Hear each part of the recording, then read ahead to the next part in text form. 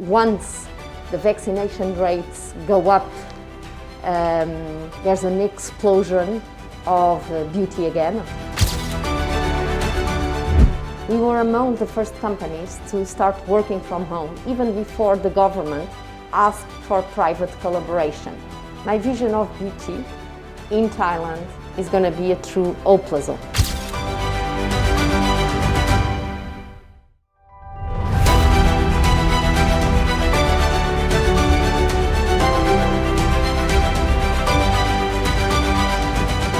During the coronavirus time, a lot of women use makeup a lot less, including myself also. I didn't apply the lipstick for a long time because I have to wearing mask all the whole time. So from this situation, how does it affect the cosmetic sale? It's true that COVID-19 has had an unprecedented impact on beauty across the globe.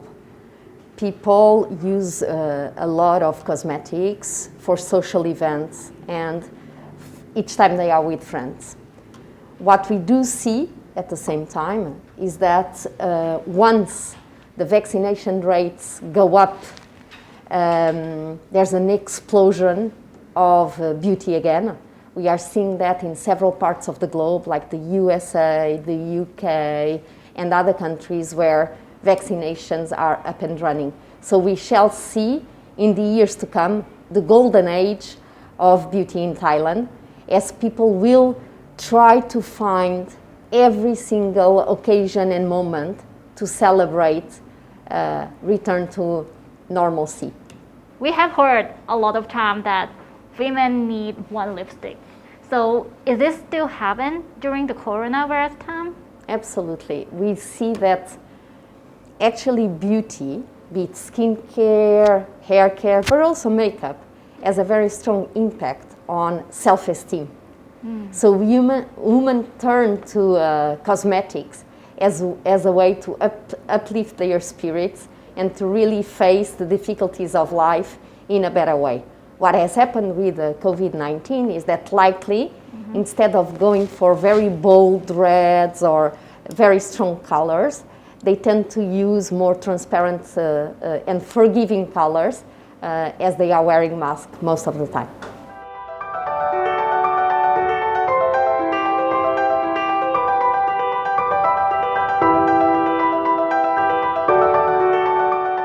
How is the makeup trend right now in the COVID time? Consumers have adapted very, very fast. They are now wearing much more foundation, which is long-lasting, not transferable. Lipsticks have also changed.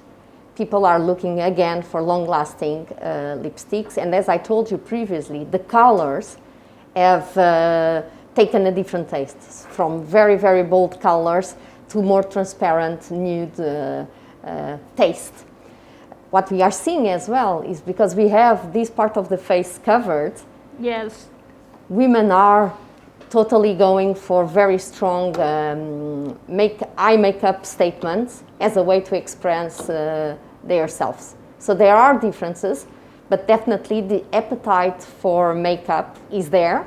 As I told previously, once social distancing and new opportunities of socialization are there, makeup will really explode, and I think we will see years as never before of huge consumption.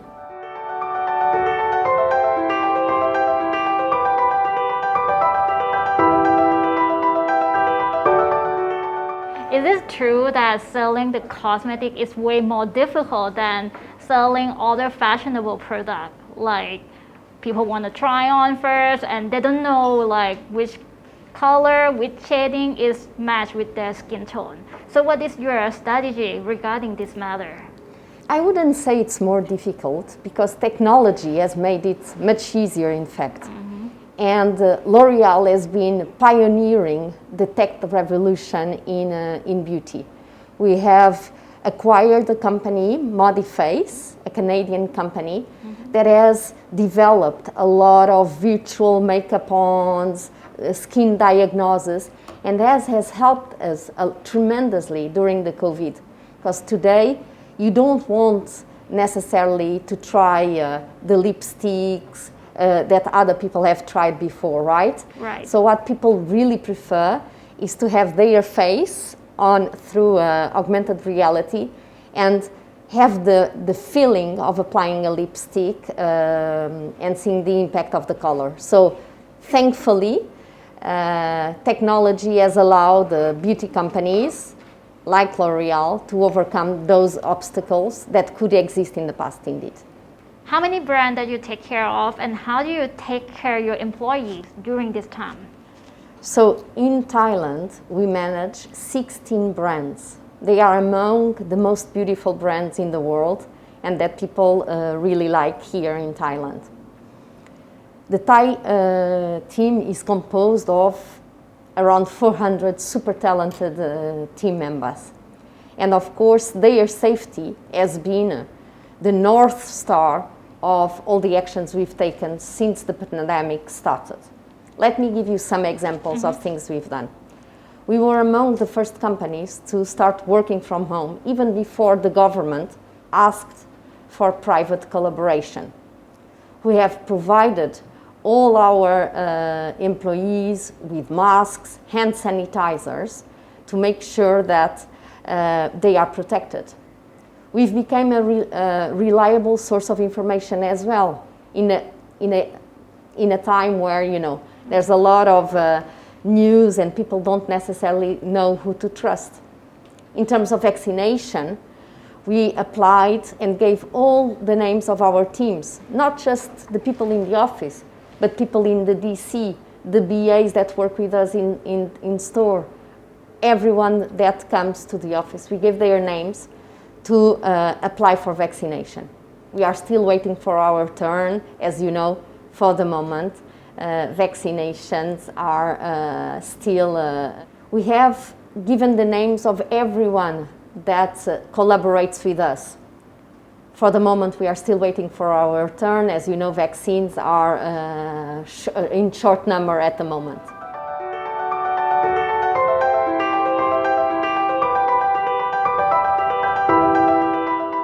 Because sustainability is really in top of OréalThailand's agenda. Actually, the group presented new milestones under the program L'Oréal for the Future. We have made a very serious announcement regarding our targets up until 2030. In Thailand, I'm very pleased to tell you that all our sites are now carbon neutral, which was a target we had until 2025, and we were able to have that certification already in 2021. As you said, it's not just about the global company, but in the case specifically of Garnier, this is the brand that in its sense of purpose commits to drive and to take green beauty to all, be it in terms of the way they produce, the innovation they bring to the market, the reduction of plastic, but also the fact that this year all Garnier products have been certified cruelty-free by the Leaping Bunny program. So it's really a very strong commitment. There's still a lot to be done. I think we need to be very honest when we tackle these subjects, but I'm very proud for the things that the Thai team has already achieved. So for consumer, what the green beauty for them? It's a very good question because it goes back to the education of the consumer, right? So a lot of the information about green beauty is available in the internet, actually. So if you go to the Garnier website, if you are a follower on Instagram, you will see all the commitments and the proof of green beauty that the brand is providing. I think that's the most reliable and number one source of information. What does it mean? That we apply green technologies to our production process, that we use green ingredients coming from and sourced from certain communities. It means that we use less plastic. So you will see that mostly on the internet and on the official sites. But also when you walk in store, you will see all our merchandising with this very, very clear message for consumers to be able to choose and to make a responsible choice.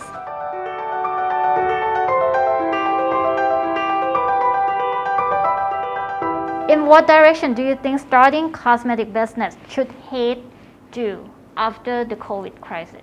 What we have seen during the COVID period, and that we believe will stay, is a quest of consumers for purpose. Consumers are no longer just buying a product, but they are buying a cause, something that makes them feel differently, something that they can relate to. So purpose, I think, will be a long-lasting trend.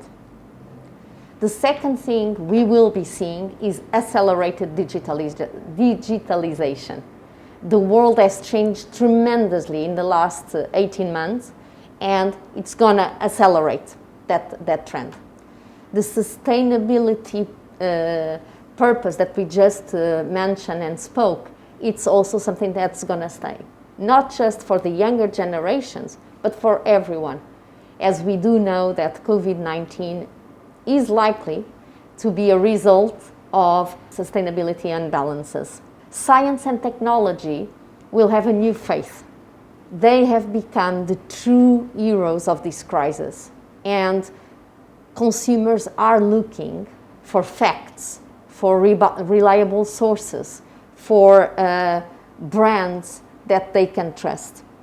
And last but not least, health and transparency. What we see is that we all knew that health was important and probably the most sacred thing in life. But that has become so clear in the last, with this pandemic, actually. Transparency, information is being extremely important for the future. So what people are talking right now, like after the COVID, they're looking for e-commerce, it have to focus on online selling. So do you agree with that? Do you think like the selling stuff online is going to be the priority for selling? My vision of beauty in Thailand is going to be a true all plaza. I believe in a world where consumers will find a very different experience offline and online. And there will be space for both. One won't replace the other.